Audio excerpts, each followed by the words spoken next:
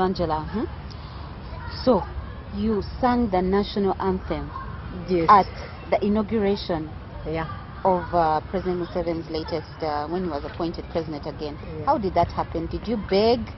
Did you call State House? Did you say, please, I beg you, please, I want to sing the national anthem? How did you sing the national anthem? Oh, Uganda, the land of freedom, our love and labor will give, and with the neighbors all and our country. You know, when I say miracles happen, me ever since America, miracles happen, and they've been happening in my life every day. When you learn that Jesus works, I do my best. I've invested so much in my music. Like, I've taken the charity route, which is very different. I've started my music against the current, which is very different. You know, swimming against the current is very difficult. People are saying, sing in Uganda, you're like, no, me, I'll sing in English. Sing about love, me, I'm like, my friend, me, I'm on messages. Sing about this, you're like, my friend, you know, we want fast music, you're on slow. I'm just against the current. But the good thing, the route I took, like I said, the way the British Council saw the work I did for You Gulu is the exact same way.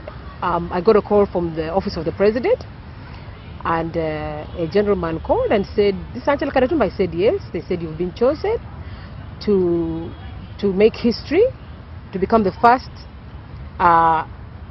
musician to sing with the band at a swearing-in ceremony. It's never happened in this country. I said, wow. I just got on my knees. I said, Jesus, you're there. So did they pay you? Of course. How yes. much? That's confidential. Even British Council, confidential. Okay. Just know I was very happy. But I couldn't believe it because when the gentleman met me and he elaborated on because even me, I was like, me, how come me, you know?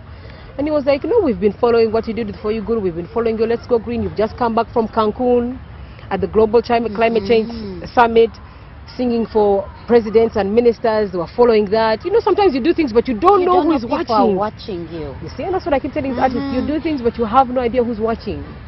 So they've been following me, and they were like, clearly, of course, we just thought that making history wanted a role model, somebody who can proudly say is Ugandan and is going to represent our country in this history making period. I just was overwhelmed. I said, where do I sign? I signed, and then I started practicing with the prisons band and the army band and the UPDF. You knew about how long before? I knew 3 months earlier. Yeah, so for 3 months we're practicing with the band. Cool. All the bands, the prisons, police, army. I think that's them. You know, when I watched you, I was so proud of you. Thank you, sweetie. I was like, oh my God, Angela. I couldn't imagine. Even my dad couldn't believe it. My mom was just in shock. But that's how God works, Joy. I assure you that is not me. You know, because everything I do, I say, God, whatever I do, let it go to the right hands. Let the right people watch it. Let the people who will appreciate it see it. Yes. But the best I can do is my best. So now let's talk about the bands you got during. Were you shooting Let's Go Green?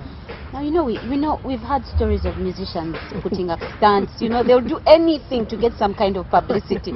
Did you burn yourself just to get some publicity? I mean, we opened the papers.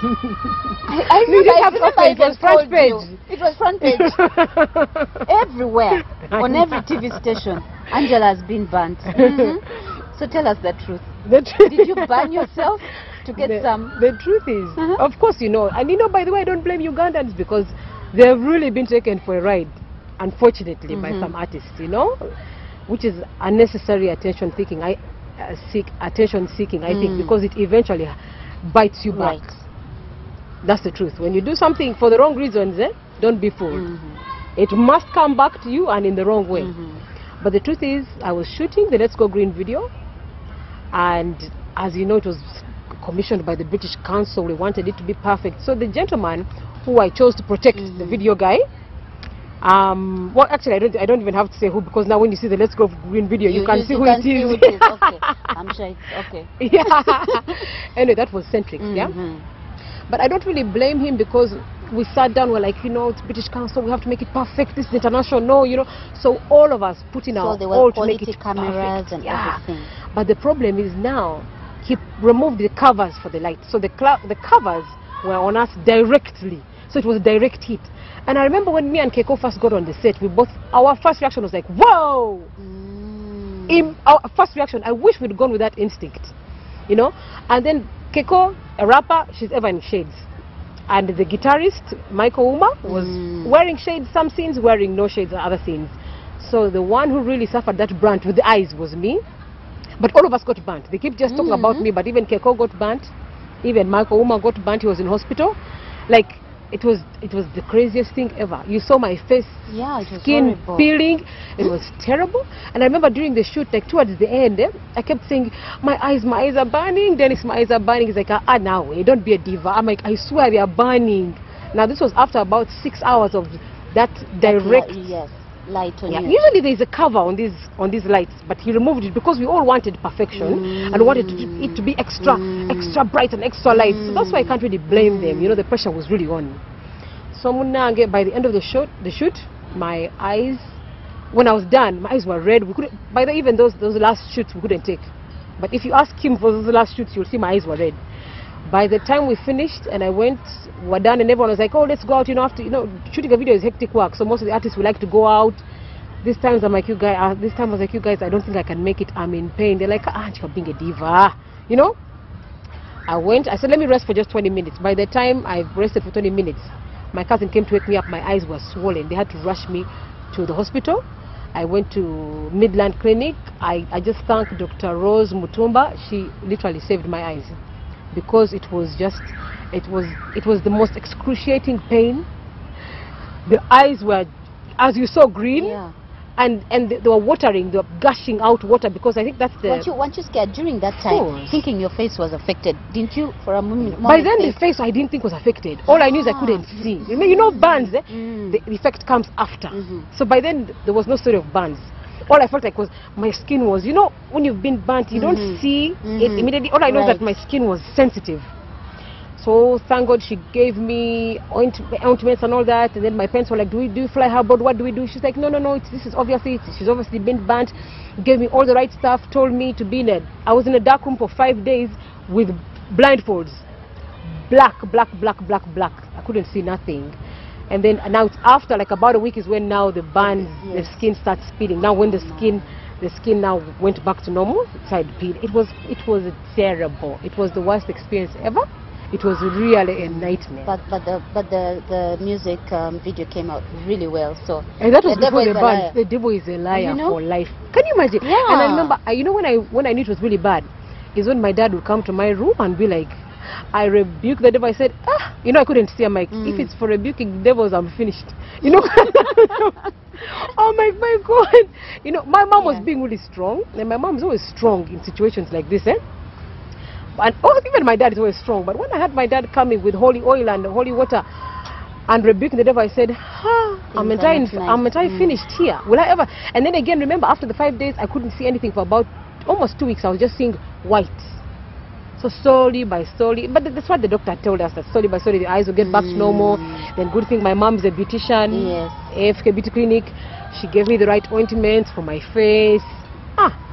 You were kawa. Yeah, I was kawa, thank God. But otherwise it was a nightmare. You know, that was a miracle too. And then being told, today's paper has come out. I'm like, what do you mean today's? You know, I couldn't see. Yes. And my cousin was like, you should see what you look like. I'm like, please, that was pain. But my dad was so consoling. He was like, no, Angie, it's in a way it's a blessing in disguise, because people should know that the effort you put into your work and your music, that's the only way he comforted me. Otherwise, I was just like, you know what, can I fly out of the country for a whole year because this is too embarrassing? He was like, no, be positive about it. This is God. The devil is a liar, because great things are coming. The British Council contract. And it all made sense, to be honest. You know, before something good comes, the devil has to try to fight it. Now, you had something with a Japanese singer? Yes. My Jesus.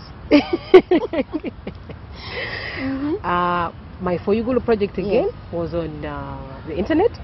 A Japanese singer called, she's a superstar in Japan, called Shigeko Suzuki. She was doing some work in northern Uganda. And she went on the net and found my For You Gulu song, got in touch with me on Facebook. And she said, well, we love your video, can we use it? Can you send us the lyrics and what? And we communicated on video, whatever she needed, I sent to her. So it was time to come to Uganda. She said, JICA, you've heard of JICA, Japan International Corporation, they flew in. You know how real superstars are treated, where none of us have reached, They fly you in first class, put you up in the best hotels, you know. That was how she came in. Some Nag superstar arrived, and she said, I must see Angella Katatumba. I couldn't believe it, so the JICA said she wants to meet you. I said, no problem. So we met and we exchanged info, music, what. She wanted to know about the For You Gulu project. Then she came with her international crew, my friend, Japanese international crew. So the Japanese TV were following her. They did an interview, and the interview was aired recently on December 2nd in Japan, on one of Japan's leading televisions, ITV. Actually, I didn't see it. I read it in the paper. I didn't know that had come out. So I was honored, and I was touched, and that's what I thank God. I say, you know what, Jesus, you do it for me, because you know, here sometimes you do things and you wonder, and people are not, they don't get you, you know, they don't get you, and you start doubting yourself. But thank God I have a very supportive family who always say, you know what, Angie, when you're doing the right thing and you're following the right cause, charity here sounds like a joke, but you know how far it can take you. It's much more than just singing a hit and it disappears. You know, when you start seeing international artists now flying in to see you, it's like, Jesus, you truly are amazing. You're so what really about WTV? I think you did something with Shaka. Oh my God, For You, what For You Gulu has not done for me. And Dishvela TV, Dishvela TV came because of the Let's Go Green project. They came to British Council, so they filmed my project here in Uganda. And then For You Gulu project, 2007, CNN flew in the country. Where is Angella Katatumba? We're hearing about For You Gulu. You know, things, miraculous things like that. Voice of America, Shaka Sali called me for his Straight Talk Africa in Washington twice. I've been on that program on Shaka Sali and In Focus. And then Al Jazeera flew in February. And these guys are like on point. They don't come asking you questions. They come confirming. They've done their research up to here. With their cameras all over the place. I said, you've come to see Angela. You know, it was overwhelming for me and my family. We were like, okay. So we did the interview and they were just confirming. We've read this, is it true? We've read this, is it true? Yes, can we confirm? And that was the interview at Al Jazeera, February 2010. So on the whole, where do you see yourself 5 years down the road when it comes to your music career? With all these opportunities that have come your way. Because I don't think you look at yourself as, in terms of an icon in our country, no. Because otherwise God is beginning to reveal to you that you're more than just a national icon. You must be an international. I know. Yes. With God's help, as long as I follow Him and continue praying to Him and asking Him for guidance and following the right path, I don't see a reason why Beyonce and I shouldn't be comparing notes. I see that. I hope you introduce her to me. Oh, I will. Seriously, that's my prayer. And for my NGO, you know, to have received enough funds to keep doing well. You know, as much as you receive, it's important to give. Right, that's true. You know, that's a principle. It's important. Yes. So I see me 5 years down the road, God willing, becoming, you know, more of an international artist, even national. You know, national, you have to, of course, take it easy. You know, it's them to decide when they want to get to know you. Yes. So while they are deciding, me, I'll be the other side. But yeah, in 5 years, I just pray that I'm the best that I can be. You know. You won an award recently. What award was that? The Diva Role Model Award.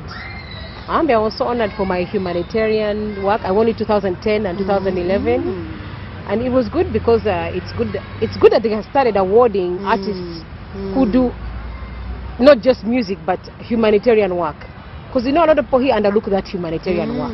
You know, so I was very grateful to the Diva Awards for that, and I thank them very much for that.